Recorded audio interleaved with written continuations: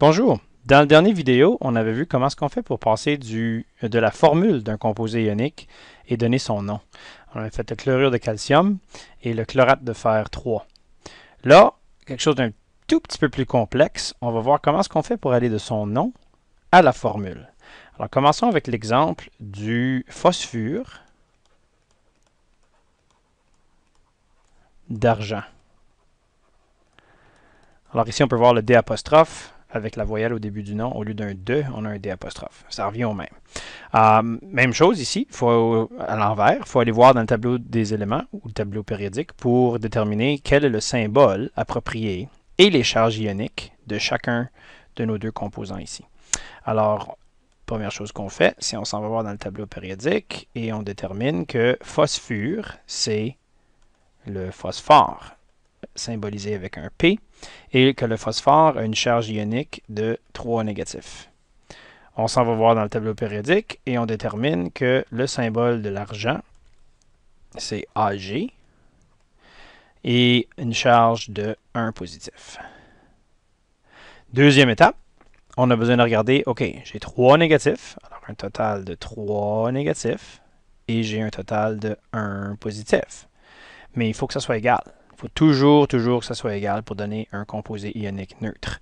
Alors, combien de ceux-là et combien de ceux-là est-ce que je vais avoir dans mon composé ionique? Il faut que ça donne neutre. 3 négatifs, 1 positif. Alors, j'ai besoin de 3 positifs en tout.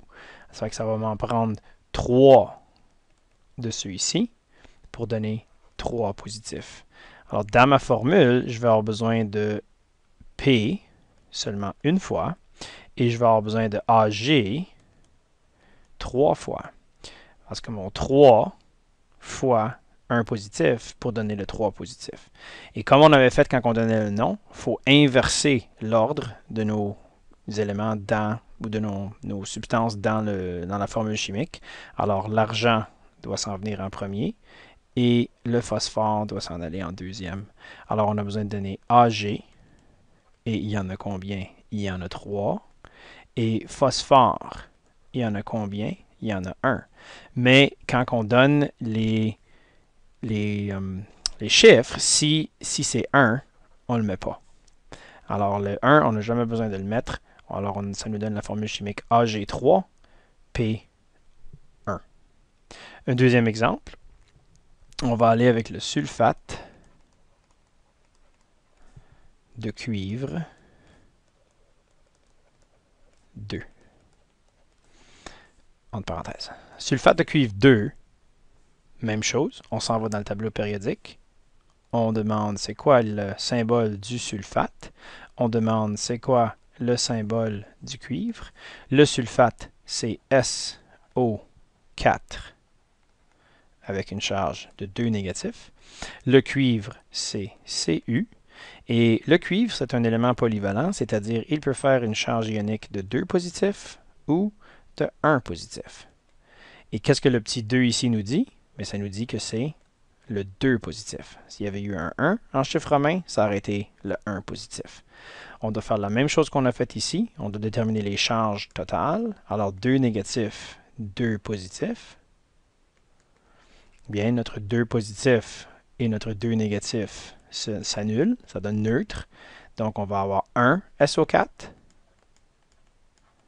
Tout ça une fois. Et on va avoir un cuivre une fois. On les inverse. Ça fait Cu1, on n'a pas besoin de le mettre. SO4. Et vu qu'on a juste un SO4, on n'a même pas besoin de mettre les parenthèses. Alors c'est juste CuSO4. Si ça avait été le sulfate de cuivre 1, alors allons-y avec cette couleur-là. Sulfate de cuivre 1. Mais là, ça aurait été le 1 positif. Donc, on aurait eu une charge de 1 positif, 2 négatifs. Ça en aurait pris 2 de ceux-là. Alors, un petit 2 ici. Cu2, SO4, si c'était le sulfate de cuivre 2.